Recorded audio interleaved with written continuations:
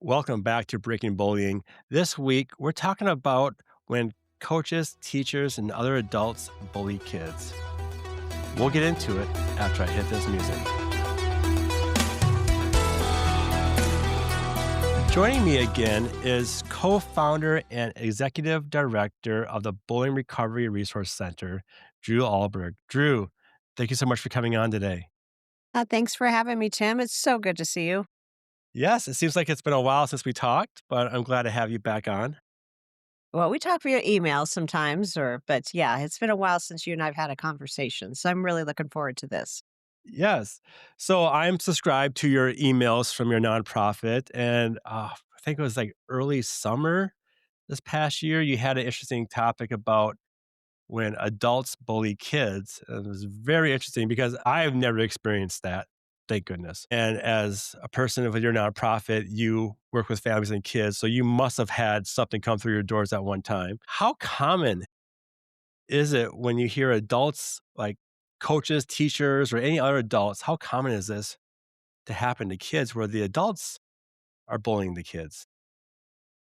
I don't know how common it is, but we've certainly helped more than a few families. We actually helped a group of families in one of the districts in Colorado where there was systemic coach bullying going on in several high schools with several female sports track, basketball, palms, dance.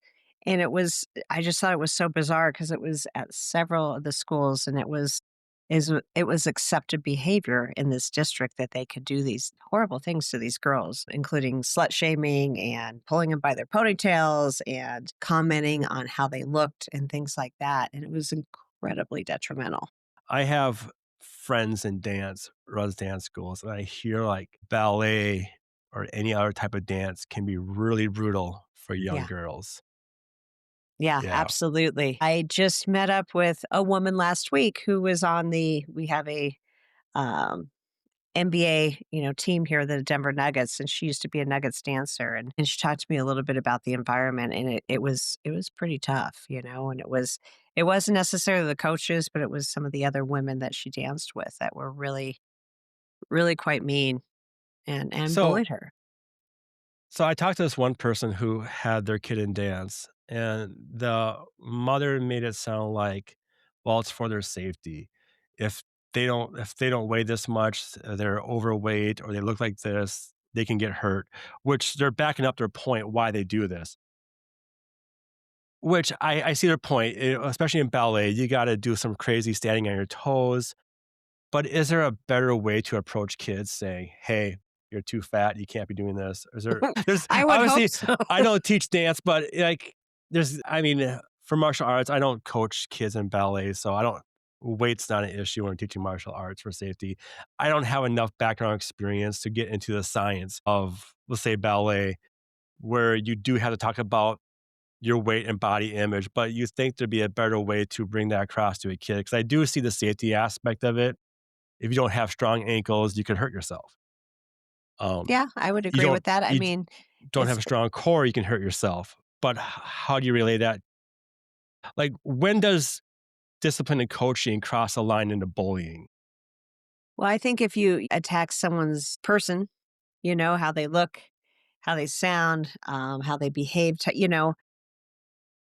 I think that can be very detrimental. I think for coaches and things like that, I think there should be criteria listed. Like, we expect our athletes to be within this BMI or, to participate in this and that, or, show up all 5 practices every week or whatever it is. I think that if the child knows that going in, but then if a coach has to deliver that news, like, hey, we have this criteria, they have the backup, right?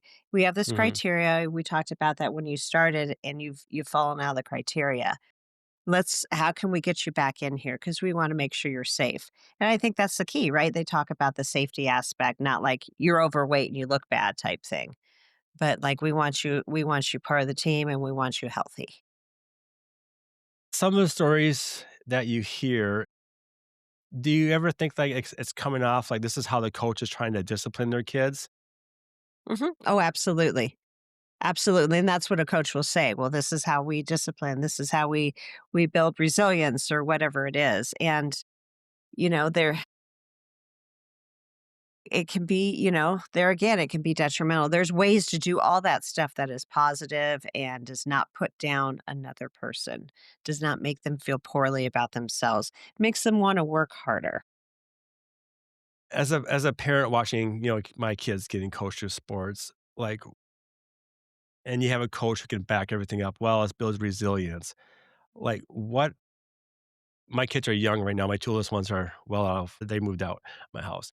But what are these coaches today saying to other kids that is coming across as bullying? And I know you can't give out personal stories, but like examples of a sport and what kids are hearing back for feedback from a coach that makes it into bullying versus, coaching versus discipline. Well, we'll go back to, some of the girls that were bullied in that. And it was over 30 families, Tim. It was, and like I said, it was different teams, but some of the Palm girls, they were slut shamed. You look like, you look like you would do this type thing, or, you look slutty or something. And that's not okay, right? That's, you can talk The to them coaches kindly say, about, we expect that, if there's a dress code, bring up the dress code. Hey, when you come to practice, we expect your shorts to be this long or whatever. It's written here. If you can set those expectations beforehand, and then if they're violated, you talk about the violation. You don't shame the person.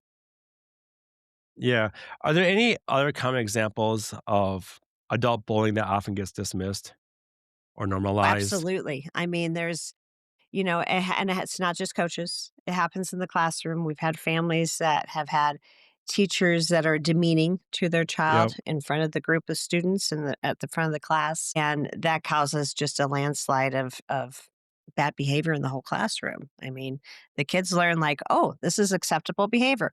We get to pick on Billy because Billy looks different or sounds different because the teacher's doing it too. And it's so detrimental, and kids stop trusting adults when that happens. Yeah, and you wonder why we have an authority issue Right. today in our country. We don't respect authority. A while back, I should say a while back, it's been, gosh, almost 2 years. I've been doing this podcast for 3 years now. We had a former principal, and she was telling me that kids aren't afraid of the principal anymore. They're Wow. not. I mean, back when I was a kid, I was afraid to go in the principal's office, but today, they're not afraid of the principal's office. There's no discipline. And if you do discipline kids, you get in trouble for it as well. So, There's for the discipline, example, there's yeah, consequences, you know? correct, correct. And the stuff that you said, slut shaming, yeah, that's bullying. Mhm. Um, but can some people perceive coaching or discipline as bullying, even though it may not be bullying? Have you heard, like, for example, it's like, "Hey, we've got to pick a sport here." The only sport I've ever done in my whole life was martial arts. I played baseball for like 6 weeks and I quit. And I did golf, so I have 0 sports experience. And my kids only done dance when they're for a very short period of time. But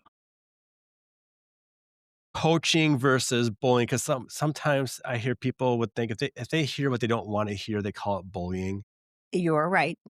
So it has to fit in So that definition, which you and yeah, I both know it's 3 things. It's an imbalance of power, the yep, the, um, you know, the proliferation of the imbalance of power. There is repeated or has the potential to be repeated, and there's an intent to harm.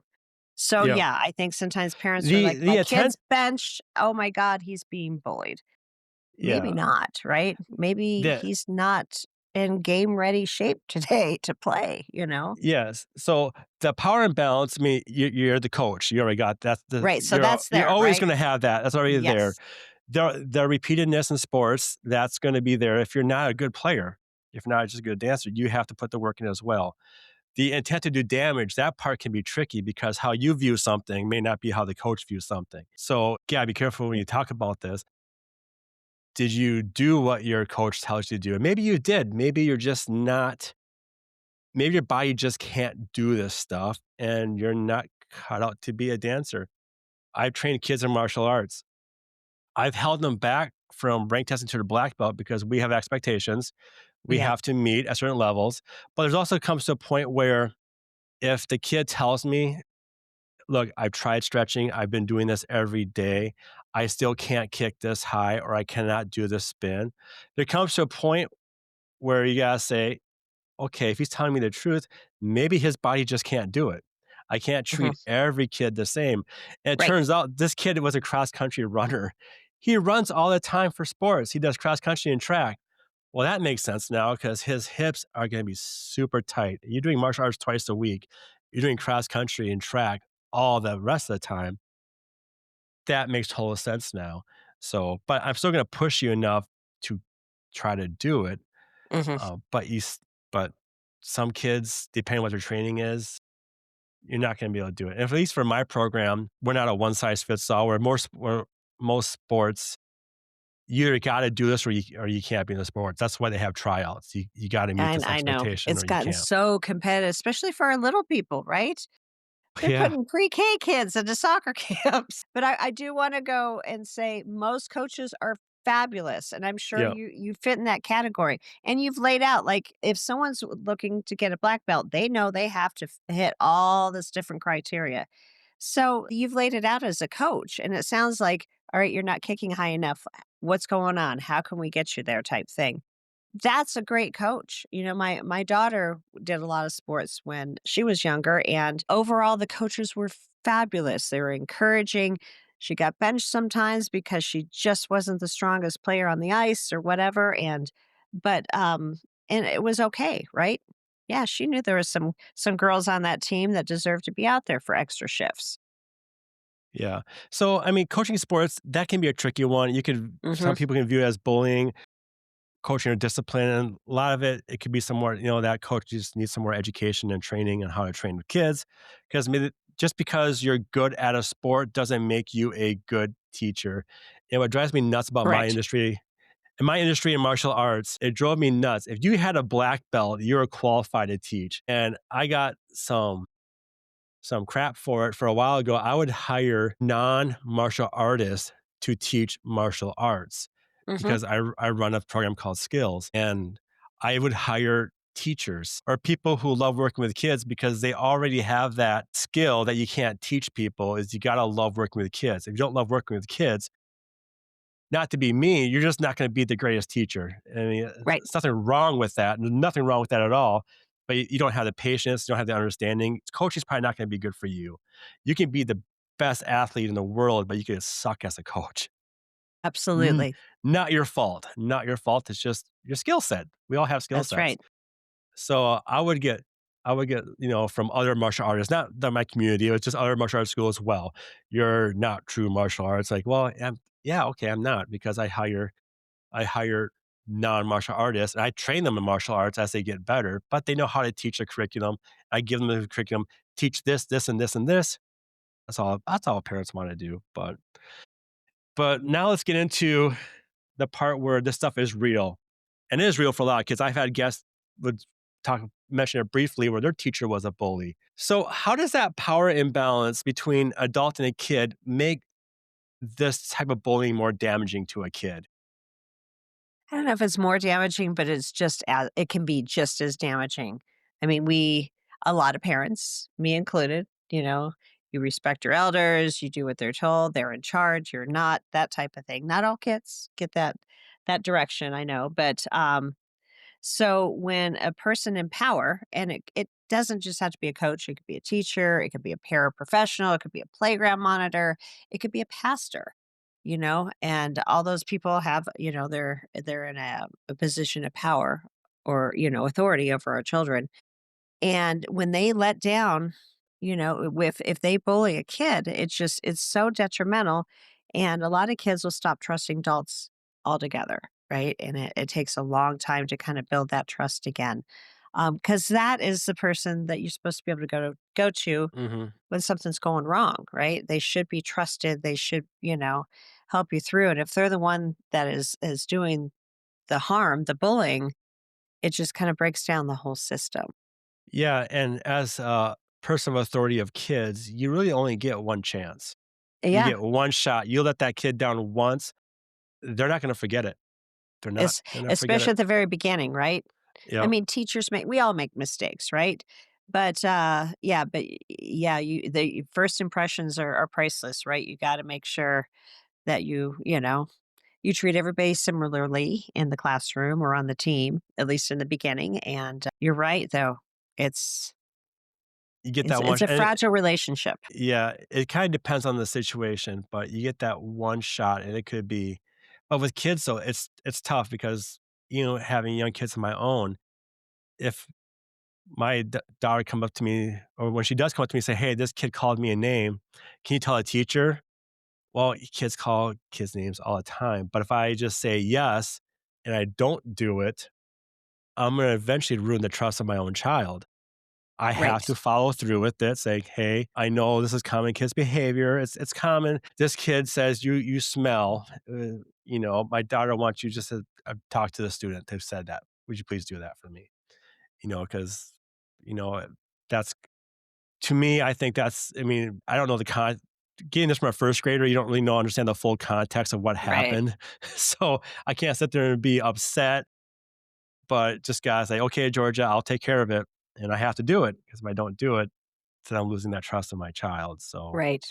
Right. um, I know there's some teachers out there who don't like those emails every time, but it's like tough. You're with my kid for 9 months. I'm with my kid for the rest of my life. I gotta do what's best for my kids. So don't let a teacher persuade you. Because I've had a preschool teacher where I was constantly emailing issues, Hmm.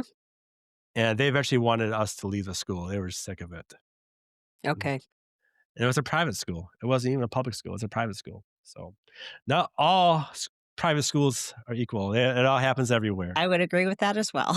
Yeah. So, do you know what the long-term effects are from kids being bullied by adults besides that trust in authority? Like, what else we could see these effects from kids, like, long term? Sure. I mean, it's the same as any kind of bullying. There can be mental health struggles like depression, anxiety, PTSD, in the long, long term. Sometimes, if it's not addressed, if that child does not have an opportunity to start recovering from that for whatever reason, it doesn't get reported, they don't tell their parents, the school does, the wrong thing, whatever it is, it can get worse, right? And they're, as a young adult, they're more likely to turn to drugs or alcohol. They're less likely to get a Yeah, job. I mean, it's just the studies that have been done on this are just, it's a whole cascade. That's why, and I love what you said just a few minutes ago. I follow up and I take care of it. And like Georgia told me this, and you report it back to the teacher. You have an opportunity to get it stopped a lot earlier, the quicker you respond. So the quicker that we can respond as parents, quicker the school can respond as doing something, the more likely that child is to be able to recover from that and not have yeah, to deal with all those horrible, horrible things that can happen. yeah. The PTSD has gotta be huge just because Mhm. this came from a guest a while ago, but they answered a question and the teacher picked on them for it. Now, imagine a couple years from now, this kid Yeah. wants to answer this question because they're very excited. When kids get excited, they want to say the answer, but they're going to shut down because, hey, I remember last time I said something, this happened. They don't want to go through it again. I feel But like, they become adults too, and they're sitting in yeah, a meeting with all their peers, and they might have the solution or the greatest idea, but they won't say it because yeah, that's right, that PTSD, like, "Oh, I'm gonna get shut down. I'm gonna get humiliated again. I'm not doing that." yeah, Yeah. yeah. As a teacher myself, I work with kids and I like to joke around and have fun with the students, but there's a line. And I think, honestly, I think some teachers, they can, but I'm going to say teachers just because I teach, I'm not a school teacher, I teach kids martial arts. Right. I can feel that sometimes maybe a kid will take that the wrong way. So you gotta be very careful on what you say. Usually my joking around is when a kid gives me an answer, I'm testing their confidence. I go, "Are you sure about that?" Like for instance, "What color are the mats?" "They're blue." I mean, you can look at their blue. I'm like, "Are you sure they're blue? Why do you think they're blue?" It teaches kids how to speak up. It's an easy way to teach kids how to speak up for themselves. But you never know. Maybe some kid might be offended by that, and I have to know that kid before I can make those jokes, Yeah. appropriately as well. So, And if you make but the joke and you understand that, like, you've offended in some way, you take care of it immediately. "Hey, man, I was just messing around with you. I'm sorry." Of course they're blue. that's that's in today's society, that's a hard part. You can't joke with anybody anymore without offending somebody. You used to be able just to have fun, crack jokes, and you can't do that anymore. You get offended, it can ruin your reputation over a stupid joke. It doesn't have to be about politics, it can be about anything. I just feel like we're getting into a society where we just need to kind of relax a little bit. Talk And to the I think person. it's the pendulum that swung one way Yeah, very and I hopefully it will come back down yeah, because I think we were the other way for quite a while where it was okay to put people down and things like that. So now we're very careful, and I yep. think we're gonna end up back in the middle at some point. That's the thing about putting people down. You shouldn't be if your jokes involve putting that kid down, that's not to me, that's not a joke anyways. But if you're going to a comedy show, it's comedy, expect to be offended. That's just gonna happen. There's expectations depending on what you mean. You're going to a comedy show, that's what comedians do. If you're a teacher though, they're not paying you to be a comedian. No. They're paying you to teach, but there's parts you draw the line. You gotta draw that line as well. Mhm. But what I think what we need to start doing as adults is teaching kids like how to speak to another person. If you were offended, how do you approach that person? Because they didn't mean this, maybe they didn't mean it the way you thought it. And Yeah. I think those are skills that kids are not getting because us adults, if we get offended by something we read, we make a big scene about it and we call it out on social media or whatever without actually realizing what was actually being said or what did they mean by it. Because I feel like today we don't care about the truth anymore. But we need to teach kids like, hey, if a teacher said something to you, just go ask them, say, hey, I didn't like the way you said that. Yeah. Going back to my early days as a nurse aide, I was in my early 20s. So when I worked in the hospital and I was a nurse aide. I was like 22 years old. I was young. I was so young. There would be this every time a baby was born, there'd be a chime. Mhm. Ding ding ding, a chime. Like, oh, baby's born. And then one day, this is I regret saying this, of course. Now I'm old and I have kids. One day we heard this sound, a chime. I was working with a fellow nurse aide, and then this other tone came off. And I go, "Oh, the baby died." And it was to me, I was just being like, "Oh, I was being jokeful, having fun." But I really I upset that lady. Mhm. Now today, that was upset me now. I'm like, "That's a horrible joke," and it was a horrible joke. But instead of her attacking me, she actually came up to me, had the conversation, and I like, "Oh, you're right. That was a stupid joke. I don't know why I said that." Mhm. But we need kids to start doing more of this, Yeah, and it's maybe advocacy, right? we won't Self-advocating. have, yeah, and maybe we won't have these reports of bullying. But I do understand that there are times where adults are really bullying kids, the slut shaming. And I don't think it's like a huge thing, but it happens, right? Yeah, I think especially teachers, most teachers, and probably and coaches too, that go into that profession do it because A, they love kids, if they're teaching kids, and they love what they're teaching, either, academically or physically. So I think it's not a huge problem and it still happens, right? It is a problem. It's just, I don't think it's, I just I want to say that I think most people that go in those professions, they do it for a reason because mhm. they do have a passion and they communicate well with children and things like that. So Yeah, so what happens to these teachers or coaches when it's true bullying? Like, they target this person, um, they call them sluts, mhm, whatever, mhm. and what's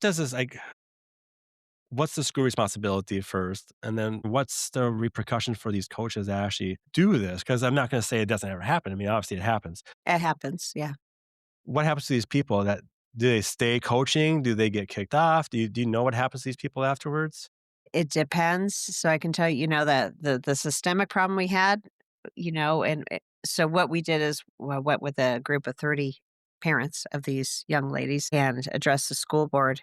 And they really weren't willing to do much about anything else. And I don't want to get into all the details, but someone Yeah. off filed with the Office of Civil Rights and they got some movement there. But the same thing in the same district happened the year prior where a football coach at one of the high schools was accused of bullying and they fired him. That's probably the best solution, right? Yeah. Enough of the boys had come forward and said, "Listen, this is going on. It's not okay," and they fired him. I do know sometimes with teachers and with coaches, like there's this rallying around the person that's been accused and like the colleagues will remain silent and they might witness it as well. They've been at they've been at the school for a while or whatever, and a lot of time sometimes there's nothing that happens. There's no write up, there's no discipline, and sometimes there is. I think it depends on what this how well the school's going, how well they investigated. Is there more than one student that's coming forward? Are there witnesses? It's a whole ball of wax. And it brings us back to like it has to be investigated, right? If a child Yeah. reports bullying or an adult reports bullying for their child, it should be investigated. If you're a football coach getting accused of bullying, you must have done something pretty bad because football coaches, to me, that sounds like one of the toughest. You got to be, not to say stern with kids, but there's also a level of safety involved. Right. Sometimes kids just need to hear things directly. Not to put this nicely, but you need to hit the weights because if you take too many more hits of that, you're going to hurt your back. You're going to hurt something else. You got to take care of your body or you're not going out there. So I don't know what that coach would said beyond that, But I but think that's great what you just said. These are the expectations. You don't meet the yeah, expectations, you're sitting on the bench. yeah. But for a football coach to get accused of bullying, though, it's like it Yeah. must have been I something don't know the deeper details on beyond that one. yeah, but something must be deeper going on than just your normal. That applies to the game. It has to at least apply to the game here. Do you have any ideas how I know it's kinda going off on schools and teachers and, just parents can bully kids, but since a lot of the stuff from what I hear from a few people and I read your article, a lot of bullying that I hear comes from, like, the teachers, from schools.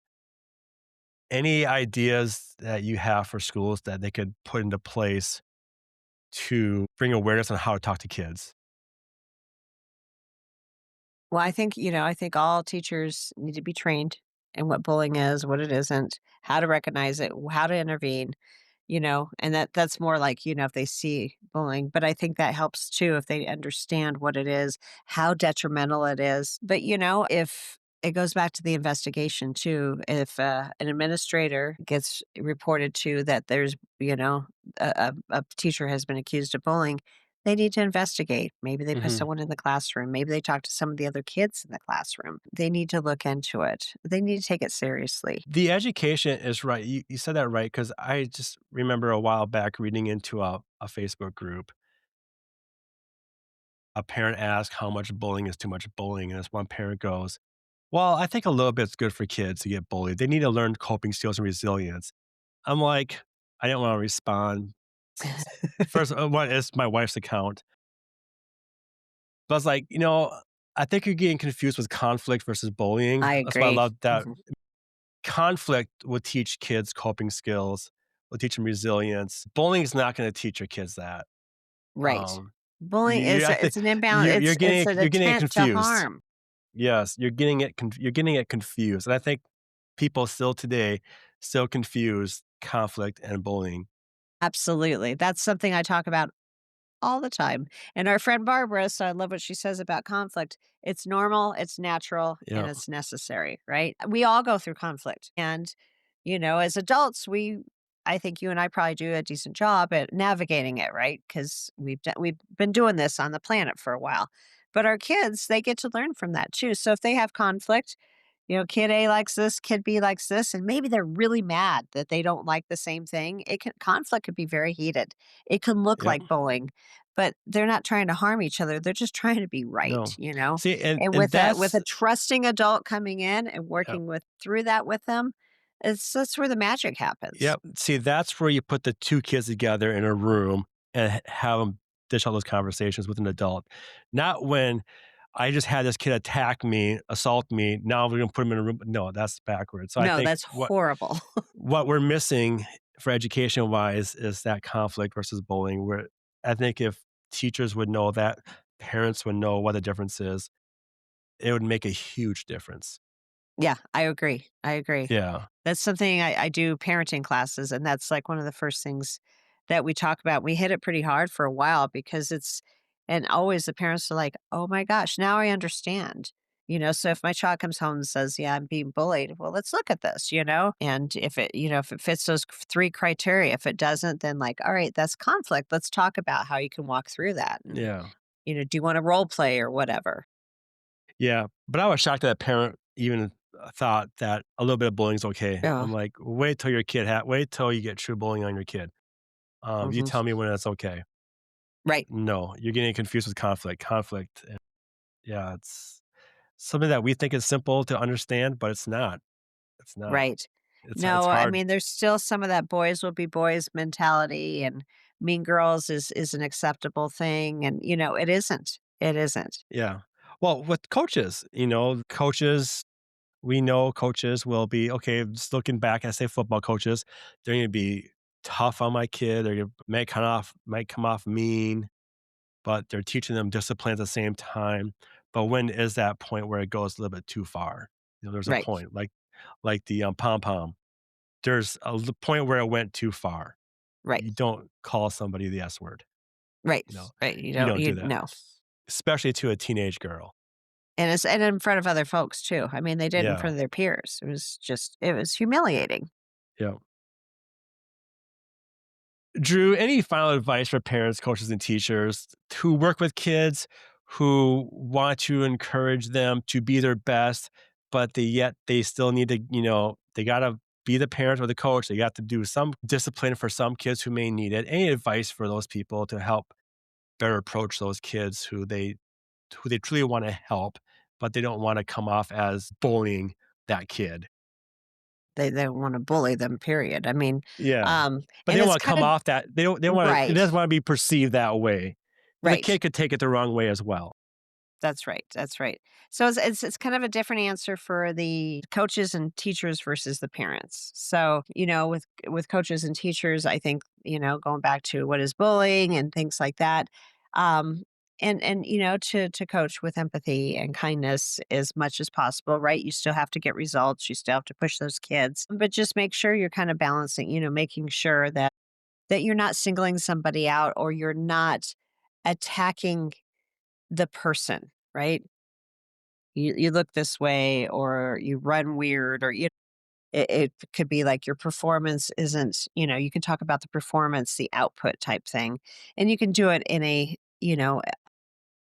nice, stable manner or just give them the facts, right? You're not fast enough to start today or whatever. With parents, however, if your child comes to you and says, hey, I'm being bullied by my coach or my teacher. It's really important to listen to them, get as much information as possible, stay calm. It's a great opportunity for parents to not freak out. And I can tell you, I've been in that situation with my child being bullied, and it's really hard. But staying calm can go. You get to model that behavior. Ask the child what you want to do.